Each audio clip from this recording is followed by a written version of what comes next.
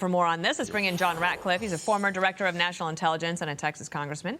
He sat on the House Judiciary and Homeland Security committees, and I set all of that up so that people know you understand documents and classification and where things should be and where they should not be.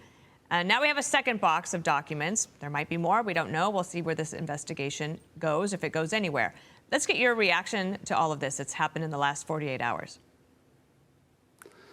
Well, Dana, I think this is why, Democrats with the first batch of documents started out by saying we can't compare this between Trump and Biden. It's comparing apples to oranges. To Republicans now saying, you're right, we can't compare it. What Joe Biden did was much, much worse. And I think there's a basis for that in the fact that, when President Trump took documents, it was reported the day that he left by a former Obama official that those documents were taken. So everyone was aware that those documents were at Mar-a-Lago under the purview of the Secret Service. And that those records were taken under the Presidential Records Act. He had a basis for removing documents from the White House.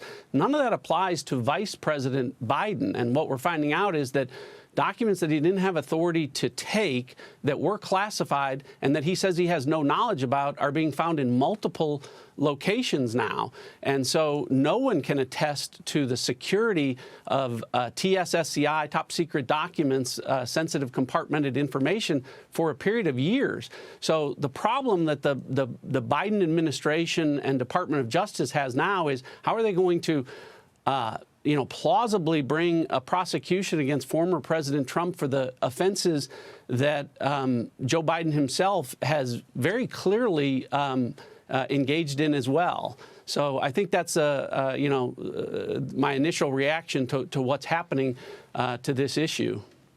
It's pretty obvious there are a lot of questions. I don't know if you go to special counsel. I don't know if the president clears this up. I don't know if there are more documents that are discovered in other places, and we're just going to have to wait on that quickly. Bill, to that point, I think that the issue about a special counsel has gone from one where it's debatable to one where it becomes mandatory. So with regard to the Penn Biden Center, what we're finding out from documents is that that deal to pay Joe Biden $800,000 by the Penn Biden Center was negotiated, at least in part, by Hunter Biden and was contemplated to include an office involving Hunter Biden. But beyond that, the discussion by Joe Biden himself was that the staff that he was bringing into that deal included current Secretary of State Anthony Blinken, current White House counselor Steve Ricchetti.